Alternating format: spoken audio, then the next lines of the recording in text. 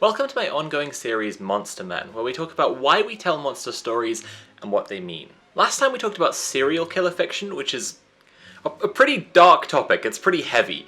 I actually had several friends drop out of collaborating on that video because of how grim the subject matter is, and I don't blame them. That's fair.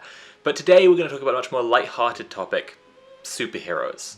See, my contention is that superhero stories are a kind of monster story where the monster is on your side. With that all said, let's have a much more chill, relaxed time. Let's look at a much more easy topic. Batman? Yeah, I think he's A-OK. He's kicking just the right butts. Butts the cops ain't kicking, that's for sure. Hope he goes after the homos next.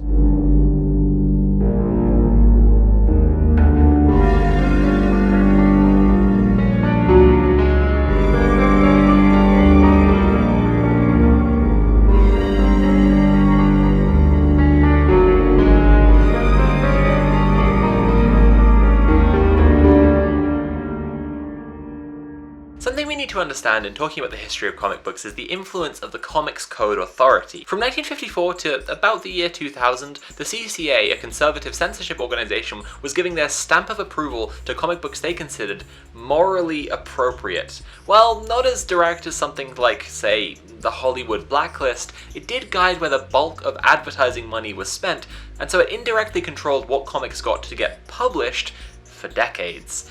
Their conservative censorship prohibited mainstream comics from featuring excessive violence, sexuality, anything too politically challenging, and of course, any representation or acknowledgement of the existence of queer people whatsoever. The Comics Code Authority was started in large part as a response to the publication of Frederick Wertham's book, The Seduction of the Innocent, in which Frederick is a big crying baby. Sorry, I can't talk about this guy with a straight face. He claimed Wonder Woman was a lesbian, which,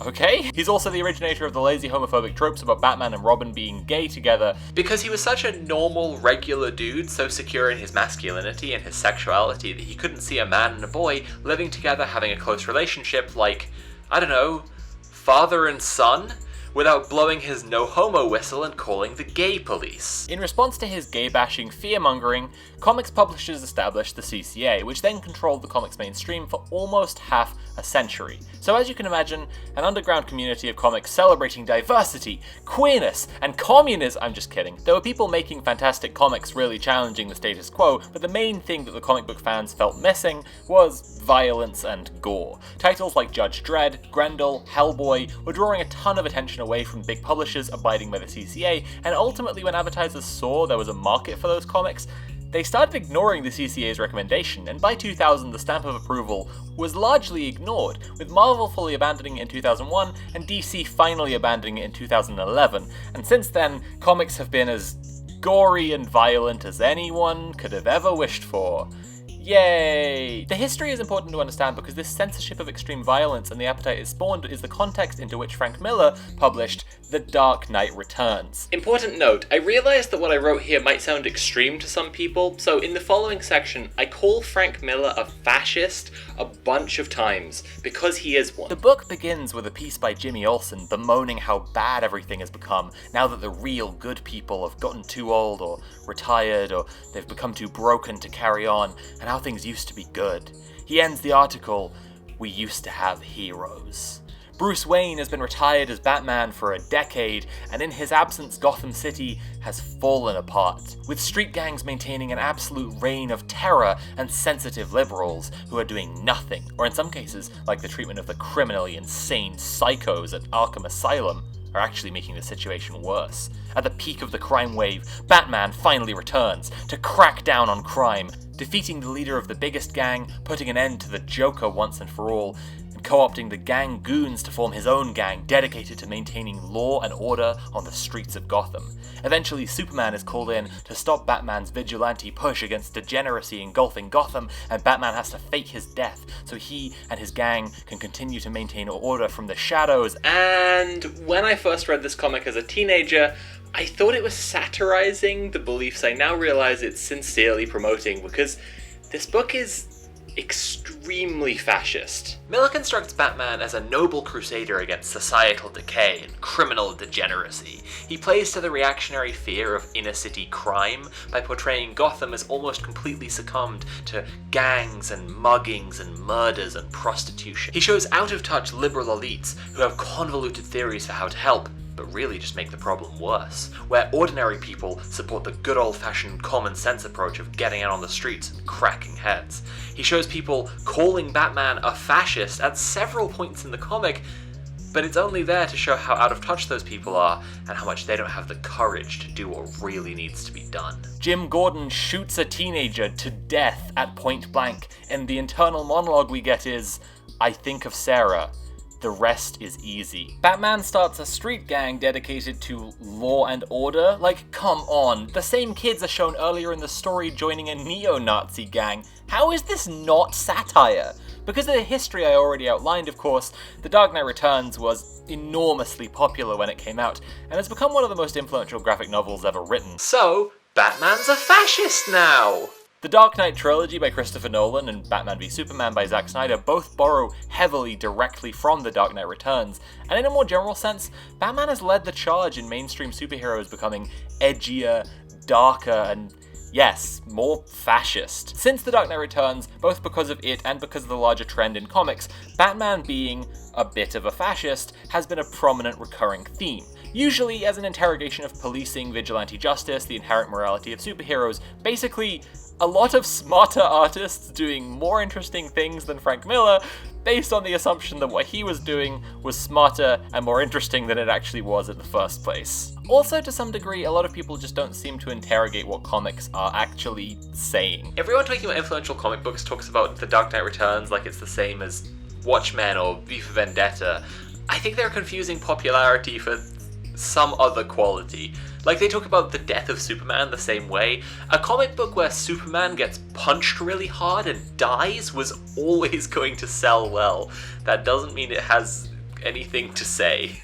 Watchmen and The Dark Knight Returns were actually released by the same company in the same year. This is the degree to which publishers and fans alike don't really seem to discern between comics.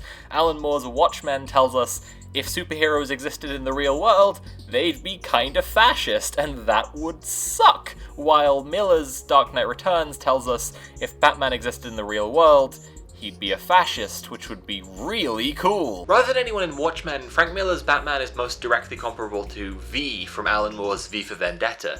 V is a terrorist, but he's like a cool terrorist? Depictions of terrorism are definitely also a kind of monster story, but it's really complicated and will need its own episode, so we're not gonna get into it here. V is a terrorist against an authoritarian regime directly trying to topple the white supremacist Christo-fascist government, but it's the deliberate obfuscation of Batman's politics by Frank Miller that makes him so fashy. Miller's heroes commit acts that are clearly terrorism, but for them the enemy isn't the state or the political establishment, but rather the culture. The government is seen as part of the problem, but who Batman targets directly is the young people, the gangs, the vibrant and often queer and racially coded counterculture. Hope he goes after the homos next. To examine this rhetorical trick, we need to accept that Frank Miller isn't simply using this guy as an authorial mouthpiece. He's doing something altogether more slimy. First, he shows us the working-class black man, and we, the reader, agree that Batman is doing a good job and making up for the lacking law enforcement.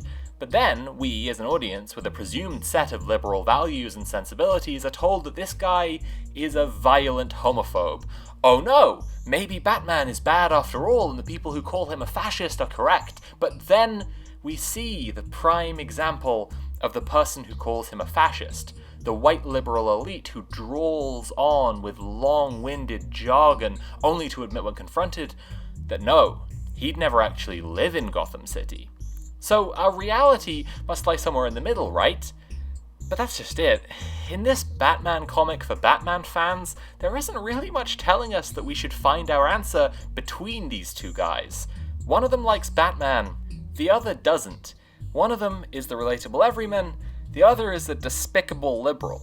What we functionally have here is a two-panel argument that while you might not agree with violent bigots, they're the ones who are really on your side. The 30th anniversary edition of The Dark Knight Returns has a preface where Miller talks to Brian Azzarello, his co-writer on one of the sequels.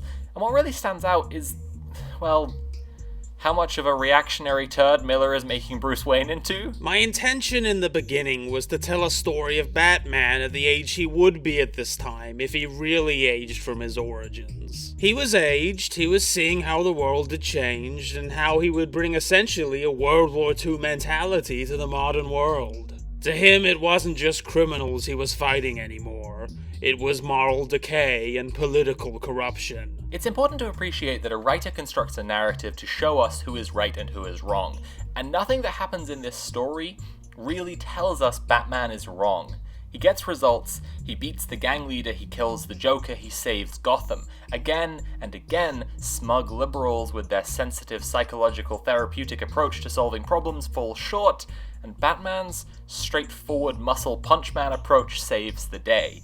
Everything is a contest of brutality, strength, and cruelty, and Batman saves Gotham by being the most brutal, the strongest, and the cruelest. Something that really comes through in that preface is how much Miller was projecting not only a disgust towards liberals and progressives, but a disgust towards weakness he saw in himself. On the topic of aging Batman up, he says, I was 29 years old. I was dreading turning 30. To me, that was entering middle age. There's a really tangible envy that's typical of reactionaries, of the people who got to fight in a so-called meaningful war, where Miller feels like he's turning 30 and turning soft. He writes this Batman who brings in a World War II mentality. I'm not saying all of this to try and do what Frederick Wertham or the CCA did. I'm not trying to blacklist The Dark Knight Returns or say anyone's bad for liking it, but it's important to understand all of this to understand why our current ways of telling superhero stories are the way they are, and why so many of them focus on the authoritarian mindset of the vigilante. Besides which, Frank Miller didn't invent fascist Batman from whole cloth. The potential for this kind of superhero storytelling has been there right from the start. Implicitly, the idea of the superhero ties into the great man theory of history, with powerful individuals' decisions being the only important things that move the plot of history forwards. In a piece for The Guardian on the strange cultural position of superhero stories, Archie Bland wrote, Some connect the concept of the superhero back to Nietzsche's 1883 work of philosophy, Thus Spoke Zarathustra, with its idea of the Übermensch, a superior human whose existence would justify the species. The word itself was first used in 1917 to describe a public figure of great accomplishments. The original superhero, Superman, was first conceived as a bitter and angry homeless man who, suddenly gifted with superpowers, took out his vengeance upon society. When the series became an ongoing story, Jerry Siegel decided a hero would sell better, so when I say superheroes are monsters who are on our side, it's really been there since the start. In his book Popular Culture, Geopolitics and Identity, political geographer Jason Dittmer explains that Captain America predates the American entry into World War II, but he nevertheless punches Adolf Hitler in the face on the cover of Captain America Comics #1. This was because the early comic book industry was dominated by Jewish artists and writers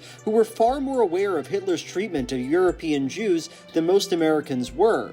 Hoping to push America off the bench and into the fight, Joe Simon and Jack Kirby created Captain America and located him in an America that was rife with German spies and subversives. Captain America's origin, jingoistic as it may be, was driven by really good intentions. But here's the rub. A monster antagonist necessitates conflict. The protagonists have to do something to try and stop them. But a monster protagonist needs to be given things to do. And that's why after World War II ended, Captain America fell massively out of popularity. Marvel actually tried to reboot the hero twice and failed. Once in a horror series and then again as Captain America Commie Smasher. Both series failed to sell and had to be scrapped quickly. For example, when DC wanted to compete with Marvel, who already had a black superhero, Luke Cage, they created the Black Bomber, a white racist who would turn into a black superhero under stress. Don Markstein, a comics historian, would later describe this as an insult to practically anybody with any point of view at all. Sorry, I just love reading that quote. This character would later be scrapped by DC, who then hired Tony Isabella, a writer with experience on Luke Cage, who created the character of Black Lightning. The superheroes of DC Comics tend to try and remain more abstract and philosophical with concepts like, what if a guy was really strong? Or what if a rich guy solved crimes? Rather than Marvel's arms-dealing billionaire privatizes hyper-technological policing, or angry frisbee patriot. And as such, Marvel's blunders are a lot more explicit and politically involved.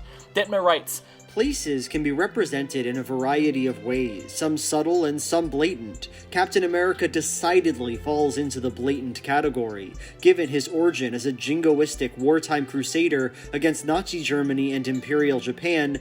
This should not be too surprising. in the 60s and 70s, when Captain America was successfully rebooted, he came back as a social justice warrior, but no more of a radical than before. With communism unavailable for Captain America to battle, he instead continued his rivalry with, of all people, Nazis, such as the Red Skull and the Prussian aristocrats Baron Zemo and Strucker. While this seems bizarre given the lack of real-world threat posed by Nazis in the 1960s, it makes sense if you consider the ideological value of Nazis as still to this day being seen as inimical to the mythological values of America as home to individual freedom and equality. So embarrassed by their attempts at red baiting, Marvel actually retconned Captain America's history to claim that Steve Rogers had been trapped in an iceberg since 1945, making a distinction between the real Captain America and the 1950s McCarthyite Cap, who was revealed to be an imposter. Someone who was a fan of the original Captain America, who had blackmailed the US government into letting him be the new Cap, and then spent his time chasing down communist sympathizers and people of colour. In the 70s, there were a couple of arcs featuring this 50s Cap, where he comes back spouting racist nonsense and working with the KKK, trying to start a race war, and the good, sensible, centrist, liberal Captain America has to stop him. What's interesting about this storytelling element is that the writers of Captain America essentially turned their mistakes into a monster, literally creating a bad Captain America, all the while refusing to question the character of the real Cap. This examination of this monster, the owning up to the fact that some element within America had always been this way, and furthermore that that element was inspired by the character they continued to promote, ironically drew attention away from America's favourite monster. The monster who fights for us, battling his reflection who fights for them. The monster of the superhero needs to be put to use, and finding a justification of that is one of the elements of superhero stories that lends itself naturally to reaction. Most superheroes are crime fighters, so to continually justify their existence, these heroes keep being tied back to policing. Miller's bleak, violent, street gang-dominated Gotham was building on this existing element, and on the urban crime wave that was a huge focus of conservative politics in the 70s and 80s. In the preface to Dark Knight Returns, Miller says, "Crime was rampant, and I had been mugged a few times. I would be very, very angry just watching Clint Eastwood movies back to back, just getting absolutely paranoid. I figured if Batman was a grown-up, he'd take care of things." This is another place where the monster who fights for us is making superhero fans uneasy. As more people rightly start to question the police, more people are uncomfortable with superheroes being magical cops. So the natural question now is what alternatives there are to the super cop. One possibility, considering the superhero monster has always been a defender of the status quo, is to keep superheroes as the protagonist, but instead make them represent the marginalized and the oppressed instead of the powerful. Well, it's also something that Stan Lee, the absolute mad lad, thought of decades ago. Lee always tried to write superheroes who had everyday, relatable problems, saying, "I have always included minority characters in my stories, often as heroes. We live in a diverse society, in fact, a diverse world, and we must learn to live in peace and with respect for each other." And let's lay it right on the line. Bigotry and racism are among the deadliest social ills plaguing the world today. But unlike a team of costume supervillains, they can't be halted with a punch in the snoot or a zap from a ray gun. Excelsior, true believers. It's me, Smilin' Stan. And so it's no surprise that Stan Lee would create a whole team of superheroes whose troubled lives come from their diversity and from what makes them different. The X-Men, if you don't know what the X-Men are?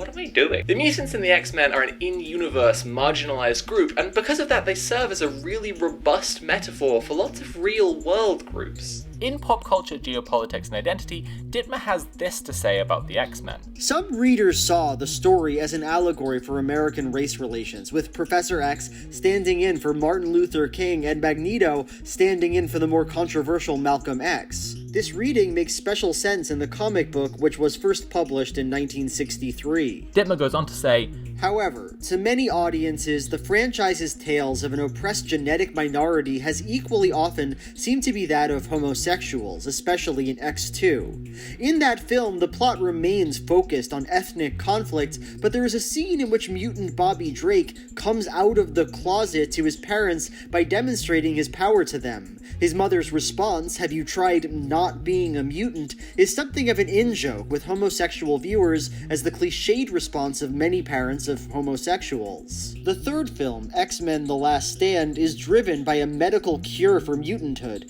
intersecting with political debates in the United States about homosexual marriage and whether or not homosexuality is a choice or a genetic trait. in this regard, X-Men and other superhero stories like it bring superheroes into the real world in a different way altogether, making them not idols or gods of myth, but relatable human beings. In X-Men, the persistent plight of Mystique highlights the intersectional nature of oppression, since her struggle is markedly worse than the rest of the mutants. Cyclops or Wolverine can pass as non-mutants in public, but Mystique has to disguise herself to avoid inspiring fear and hatred from others. In this sense, Mystique could be understood in the queer reading of X-Men to be a trans woman, or a black woman in the civil rights allegory, but for that matter just also someone with significantly darker skin. Her story intuitively explains the way that some people in marginalized groups face more severe or complicated forms of bigotry. And that's why many representations of her character show her sympathetic to the protagonist's cause, but ultimately rejecting their moderate politics because she knows that only Magneto and the Brotherhood of Mutants can bring about the change that will make her safe. But you know who else has thoughts about the progressive and diverse messaging of the X-Men? Frank Miller! Fuck this guy. The Act 1 primary antagonists of The Dark Knight Returns are the Mutant Gang. They're a group of colourful young people who wear these visor glasses, and they're a stand-in for everything wrong with society, the degeneration of Gotham City. The stated mission of this series is to interrogate why we tell monster stories, and Frank Miller repeatedly relies on the image of the degenerate criminal as monster to justify the existence of the monster on our side, the superhero. The leader of the mutant gang is a fanged and clawed, grotesque monster man who speaks in broken English, and actually, Frank, why does he speak like that? The guy with the sharp teeth, Mr. T, was a real popular figure at the time, and I patterned his speech as close to Mr. T's as I could. Oh, Pog! Maybe as a special lover of monsters, and as someone trying to find the human beings at the root of all these monster stories, I have a bit of a bias. But this is why I have a particular disdain for the cheap fascist crap that Frank Miller peddles. Maybe that's just me. Oh wait, no! Even his fans are sick of his bullshit now. Holy Terror is a comic written by Frank Miller in direct response to 9/11, where not Batman and not Catwoman team up to fight Al-Qaeda. I've followed Miller for many years. The art and one-liners are good as always. Miller, as always, goes to extremes to prove a point. Sadly, I'm not sure what the point is he's trying to make. Okay, I figured all the negative reviews were to the book offending the political correct bunch, as if they would order this book anyway. It's rubbish. Everything about it. The fact it's rubbish offended me. Hour of my life gone, zilch narrative, difficulty following artwork, and done in an hour. Trust me, don't bother. Don't even borrow a copy. As for Miller himself, when he was working on the book, he described his upcoming masterpiece as, not to put too fine a point on it, a piece of propaganda. Superman punched out Hitler, so did Captain America.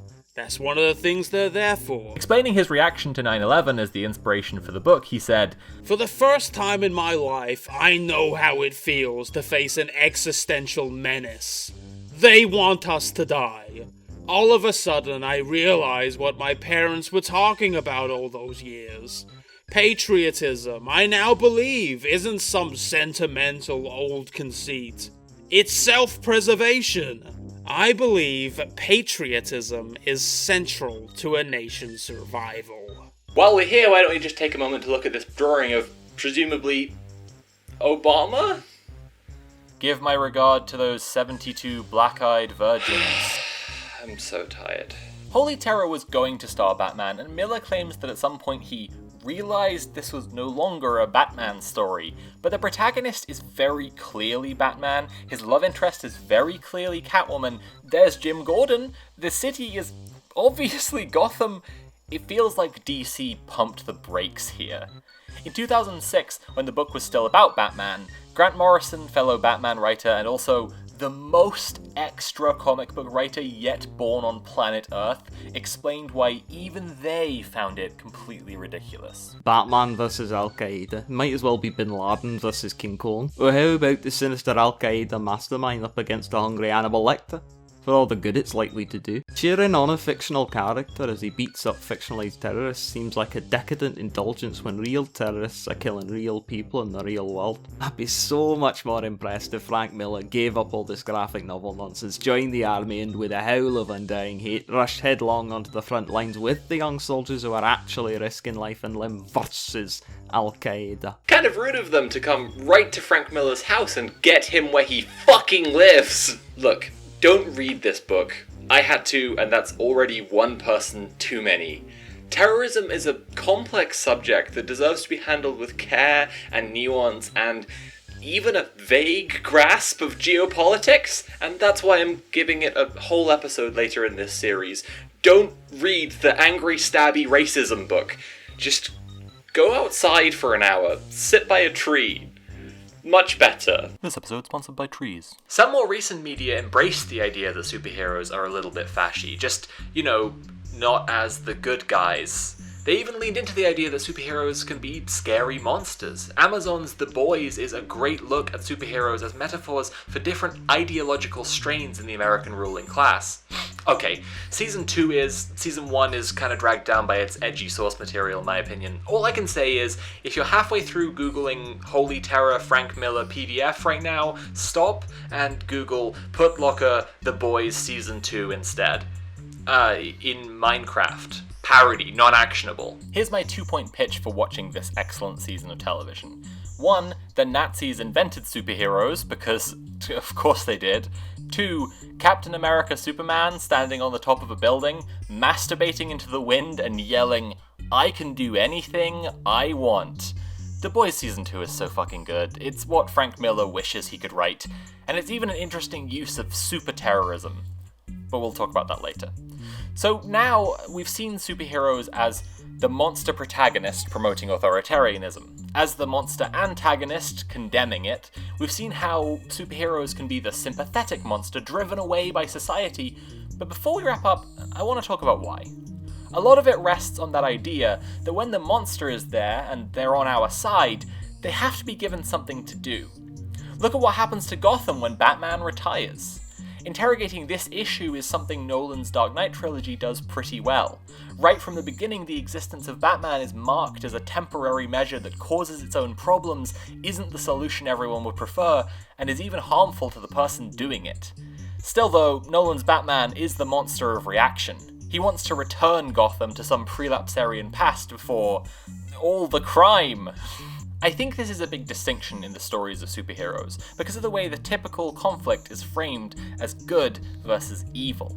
Evil in the world necessitates change, whether the evil is the status quo which treats our protagonists like monsters, or the evil is a threat to it which we need a monstrous defender to fight back. But since so many of these stories pose evil as a threat to the status quo, and for a lot of people, the status quo is exceptionally terrible, there is a pattern of people identifying with the supervillains.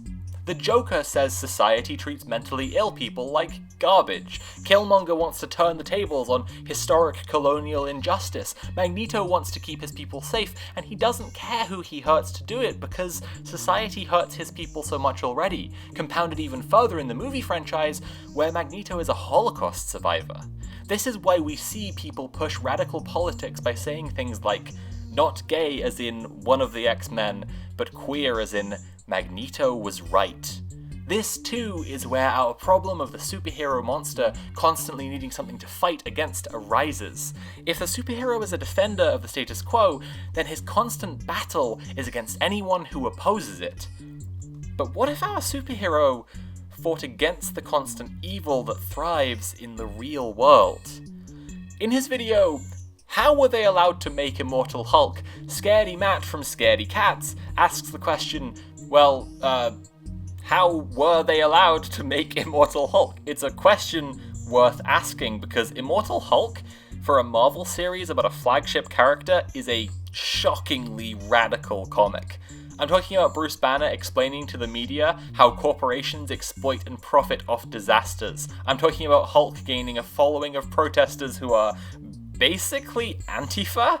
I'm talking about the central conceit of the series being Hulk smashes capitalism. The main antagonism currently in the series is Hulk taking on a huge multinational megacorporation called Roxxon. Roxxon are a staple for Marvel talking about capitalism. They're the corporation Miles Morales was defending from evil protesters in the new game.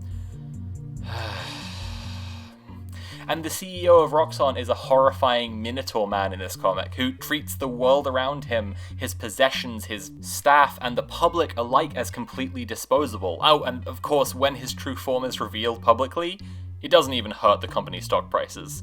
Incidentally, the company manufacture and sell the plastic Hulk masks the protesters wear, which of course doesn't make the protests any less meaningful, or the company any less opposed to them.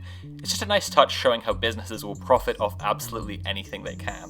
In the same way that Captain America was there to push America into World War II, and in an era now when so many comic book writers still just make Donald Trump their symbol of everything wrong in the world, Immortal Hulk seemingly exists to explain to young comic book readers what all those protests on the news are about, why they're so mad, and yeah, they do a great fucking job. There's this whole bit where this cop is thinking about his kid who he no longer relates to, thinking about how he wanted this traditional, conservative American dream future for her. And the more she's become some dyed hair, lefto-commie radical who he doesn't understand anymore, the more he sees her as part of the problem, up to the point where he's pointing his gun at her in the crowd, and he's imagining what will happen next, knowing he'll get away with it, facing no legal consequences. And he thinks about who he wanted her to be, and he pulls the trigger. It's a real, I think of Sarah moment. And then the Hulk steps in the way of the bullet, and he in Minecraft, parody, non-actionable. This comic is shockingly radical. At their absolute best, superhero stories embrace the way that a superhero can be a monster, and the way that a monster is a representation of an idea, an abstraction of something bigger than a person. And when the comic book characters fight, you're seeing a clash of different ideologies, or seeing the way that issues interact with one another. Magneto versus Professor X, Avengers Civil War, Batman versus Superman. In the middle of Civil War 2, see, I can't make an Electric Boogaloo joke here because of the Boogaloo Boys. Goddamn fascists ruin everything. In the middle of Civil War 2, the Civil Warning, there's this great scene where Tony Stark is trying to get Miles Morales over to his side, and he explains the future crime prediction policing that he's opposed to as like racial profiling. And when you think he's just gonna get away with manipulating this teenage boy, Miles says, "Hey, why'd you say that? You're making that comparison because of my race, right?" And Tony Stark has to own up to exactly what he just did. But also, Miles can see that it's a valid comparison that bears saying. In Immortal Hulk, there's a villain brought in by Roxxon, whose power is to change how people remember things. He retcons everything good that leftist commie Hulk ever did as something he did instead, and only lets people remember the bad things Hulk did. Liberal propaganda is a big fluffy monster villain in Immortal Hulk. They made Aaron Sorkin the villain of this comic book!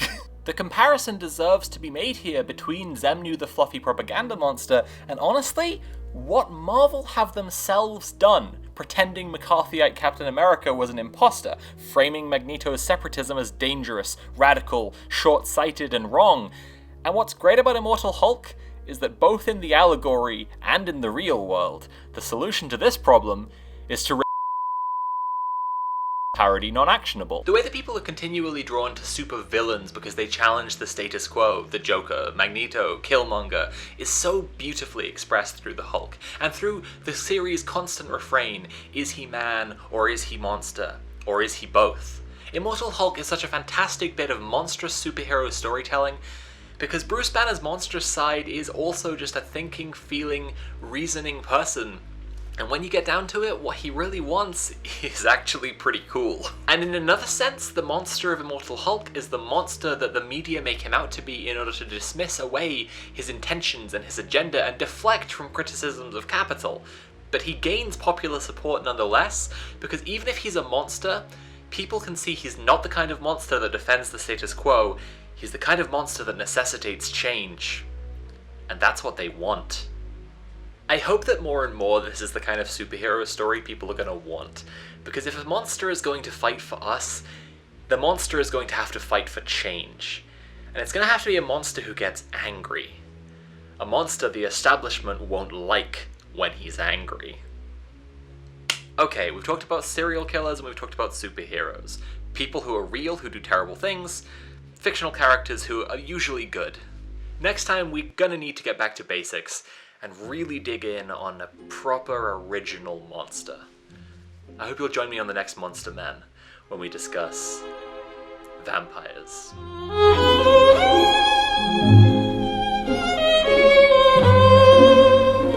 I'd like to thank Molly Noise, who makes the spectacular music for Monster Men, as well as the rest of my channel, all my pals who lent their voices to this video, my patrons who make this all possible, and you, the viewer, for watching all the way to the end. If you'd like to become a patron over at patreon.com/CurioVids, you can see my videos early for $2, read scripts early for $3, or join my Patreon Discord for $5. Later this month, I'll be publishing The Matrix sequels are good, actually, but as that's a Patreon goal reward video, it'll be up for patrons a full month before it's out for everybody else. So get over there and give me $2, or more than $2, and you can see that. This video was a fun one. I got to read a lot for it, both books with pictures and without. I don't know, conceptually, superheroes as monsters is something that's been in my head for a while, so it's good to talk about it. Okay, see you all soon for my Cyberpunk video, or see all you patrons a lot sooner for my Matrix video. Check out my Twitch and Twitter at TheMaSophie if you want me even sooner than that. Okay, bye for now.